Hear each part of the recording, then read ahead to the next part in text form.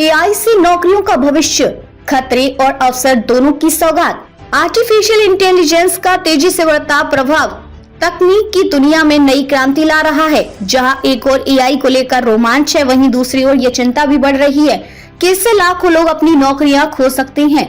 लेकिन world economic forum की नई रिपोर्ट इस बहस में एक नई धार देती है। रिपोर्ट का दावा है कि एआई केवल नौकरियां खत्म करने तक सीमित नहीं रहेगा, बल्कि ये करोड़ों नई नौकरियों का सृजन भी करेगा। आइए जानते हैं इस रिपोर्ट के प्रमुख पहलुओं को विस्तार से। एआई से नौकरियों पर क्या पड़ेगा असर?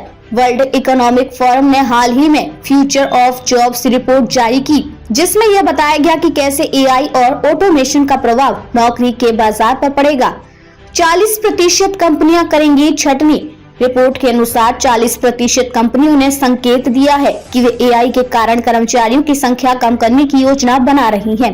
ये कंपनियां मुख्यतः उन कार्य क्षेत्रों पर ध्यान केंद्रित कर रही हैं जहां ऑटोमेशन का उपयोग आसान और अधिक उत्पादक है। 170 मिलियन नई नौकरियां भी पैदा होंगी। हालांकि टेक्नोलॉजी वेबसाइट ARS टेक्निका द्वारा किए गए रिपोर्ट के विश्लेषण में सामने आया है कि एआई के कारण ग्लोबल लेवल पर 170 मिलियन नई नौकरियां भी सृजित हो सकती हैं।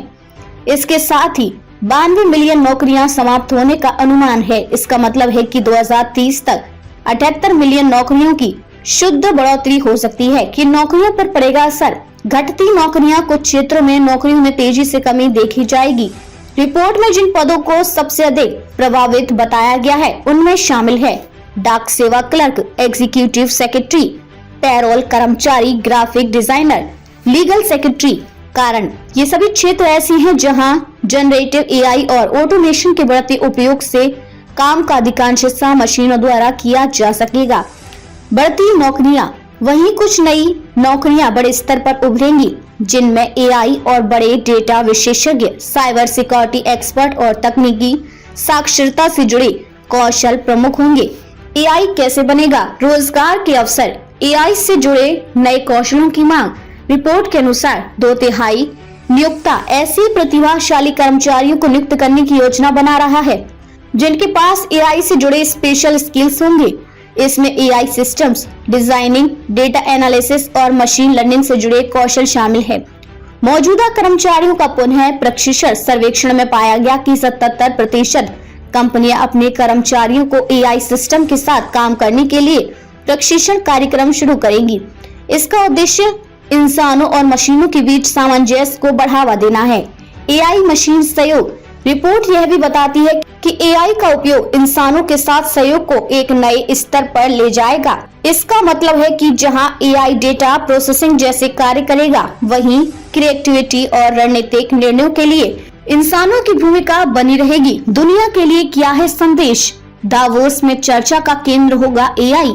ये रिपोर्ट ऐसे समय में आई है जब इस महीने के अंत में दावोस में वर्ल्ड इकोनॉमिक फोरम की वार्षिक बैठक आयोजित होनी है। यह बैठक न केवल एआई के प्रभाव पर चर्चा करेगी, बल्कि नीति निर्धारण और रोजगार के रुझानों के लिए मार्गदर्शन भी प्रदान करेगी।